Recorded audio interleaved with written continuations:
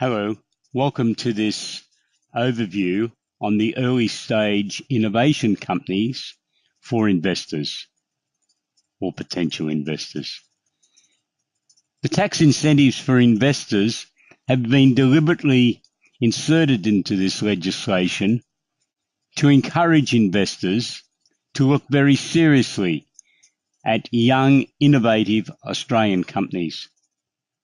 There are two incentives that are available for investors into an early stage innovation company. The first one is a 20% tax offset on the amount of your investment up to a maximum of $200,000. And there is a capital gains tax exemption available with some conditions, which I'll refer to shortly, when the investor sells those shares. The first important activity is for the company to qualify for the status of an early stage innovation company. There are 3 tests, and companies must pass 2 out of the 3 tests: the test time determination, the gateway test, or the principles-based test. Companies need to be under 3 years of age, although in some circumstances, companies up to 6 years of age can be admitted into the early stage innovation company. In the previous financial year, expenses of the company must be under $1 million, and the income of the company needs to be under $200,000, but not including any grant income from an accelerating commercialization grant that the company has received. And the company must not be listed on a stock exchange anywhere in the world. Now, if the company passes those tests, it is qualified under the test time determination, 1 test completed. It then moves into the gateway test. The gateway test is a series of activities that the company may have been involved in, does not have to have been involved in, but the company could earn points for those activities. And if the company is able to accumulate 100 points under the various aspects of the gateway test, the company will qualify under the gateway test. Obviously, the company needs to keep supporting evidence, documentation, to be able to justify the claim that they have qualified under the gateway test. Now, the activities include research and development, accelerating commercialization grant participation, so the company has been admitted to the accelerating commercialization grant at any time in its life of up to 3 years. Accelerator program, the company has been admitted to an accelerator program, and there are strict definitions of what is an acceptable accelerator program. That external investors not associated with the current shareholders or the directors have invested at least $50,000 to purchase ordinary shares in the company. The company has, in the last 5 years, successfully applied for a patent or a plant patent anywhere in the world. The company has successfully applied for an innovation patent or registered design in the last 5 years anywhere in the world. Well, the company has signed agreements for commercialization activities with organizations that are named in the schedule to the Higher Education Funding Act or the Research and Development Act.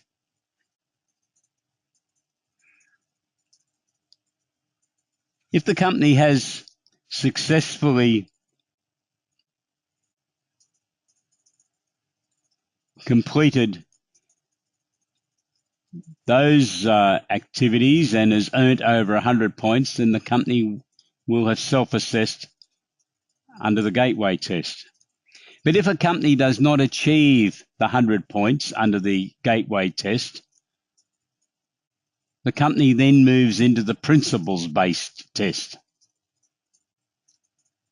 The principles-based test requires the company to be able to positively answer each of the 5 questions that are summarized as follows.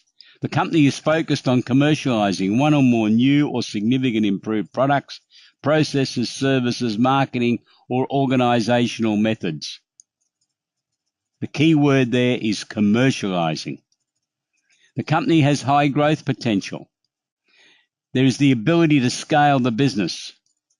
The company's products are going to appeal to a broader market than just the local market. And the company must perceive that it has competitive advantage. Now, if the company directors are able to assemble a document that answers each of those 5 questions positively and supplies appropriate evidence,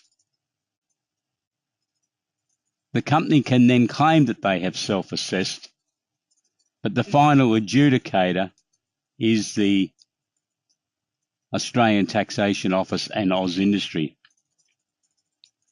As a potential investor, you will need to ensure that the company has adequately conducted the self-assessment process. If you have some doubts or you want to be assured, you can request the company to apply to the Australian Taxation Office for a ruling, and the ATO will issue a written ruling as to whether the company qualifies.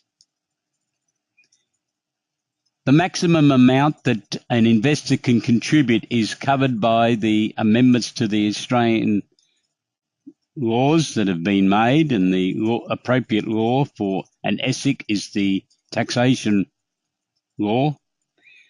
A taxpayer who is not a sophisticated investor can only invest up to $50,000 per company if you wish to access these taxation concessions, the tax rebate and the capital gains tax status for the shareholdings, subject to some conditions.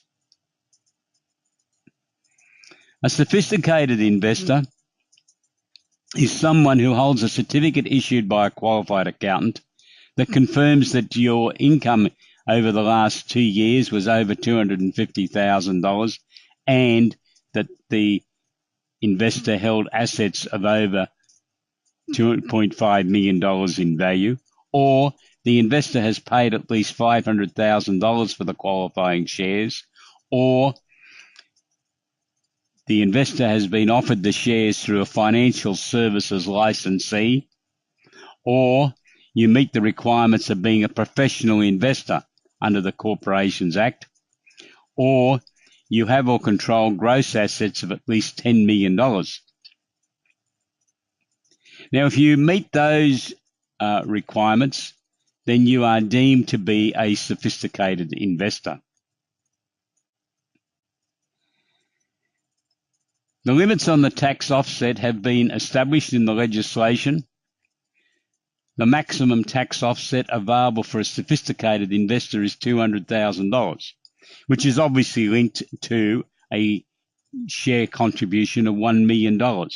But there is no upper limit on what a sophisticated investor can contribute. So a sophisticated investor could contribute $2 million for shares, but the tax offset will only be $200,000, not $400,000. The upper limit for the tax offset for a retail investor is $10,000, 20% of $50,000.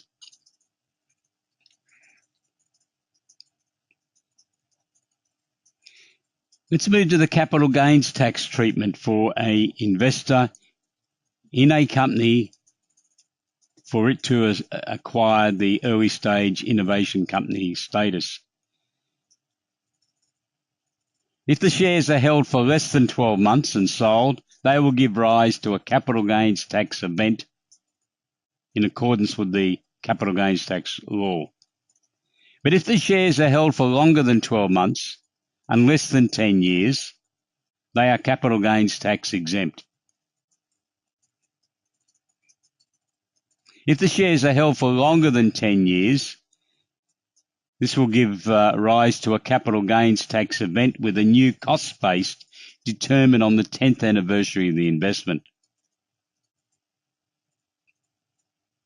That means that you get some benefit, some cushion against future capital gains tax if you hold the shares for longer than 10 years.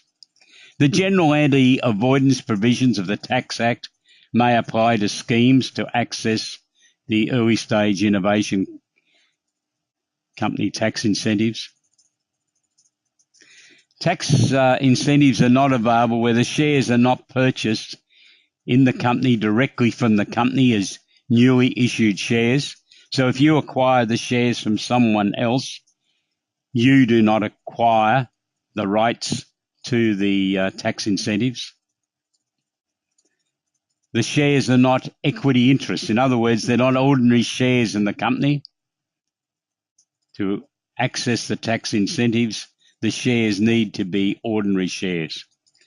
And if the investor is a widely held company, so a public company cannot access the tax incentives.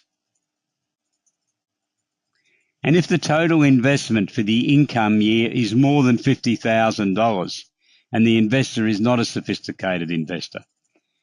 So if an investor, a retail investor, in the first instance invested $30,000 and then later in the financial year the company asked for further investments to be made and the amount invested then was $25,000, obviously the investor has invested $55,000 and would not be entitled to the tax incentive on any of the investment in that company. The $50,000 rule has been introduced by the government as a means of protecting retail investors in investing in new startup companies. If the investor and the early stage innovation company are affiliates of each other in accordance with the definitions contained in the legislation, the investor will not be entitled to the tax incentives. And if the investor holds more than a 30% interest in the early stage innovation company, they cannot claim the tax incentives. The Federal Treasurer has indicated in the debate in Parliament that the reason for this is that this legislation has been introduced to encourage a wider group of investors to invest in young startup innovative companies in Australia. And the government is encouraging ESIC companies to have a wide shareholder base. The tax incentives are not available if the shares were acquired under an employee share scheme. Within ESS Small Business, we have a range of products. Some of them are free and others there is a fee applicable to them. We have the Early Stage Innovation Company Indicator Spreadsheet, which will give you a detailed process to check through to determine whether you believe that your company is going to qualify. And there are some articles on various aspects, including an investor's ESIC checklist that you can acquire. There are free webinars available on the ESS Small Business site, ESIC Investor Opportunities. Will you have an ESIC story? We've drafted a story which tracks through two young inventors and gives an overview of their story, which starts with research and development activities and culminates in them being investment ready and able to pitch their story to investors because they are a qualifying early stage innovation company. Accountants or advisors, if you want to get more information on the services that are available from ESS BIZTOOLS on the ESIC product package, please go to www.essbiztools.com.au and click on Early Stage Innovation Company. Do you want to access more information? Please go to www.esssmallbusiness.com.au, click on the article index, and then click on Early Stage Innovation Company. If you would like to talk to an accountant or an advisor who is aware of the process for an early stage innovation company and who is committed to assisting young companies in the small, medium enterprise category, you can find an accountant on the ESS Small Business website. All you need to do is to click on Find an Accountant Advisor and then enter your postcode, and our system will identify accountants and advisors who are committed to providing a wider range of professional services than just taxation, annual accounts, superannuation advice, and audits to small, medium enterprises.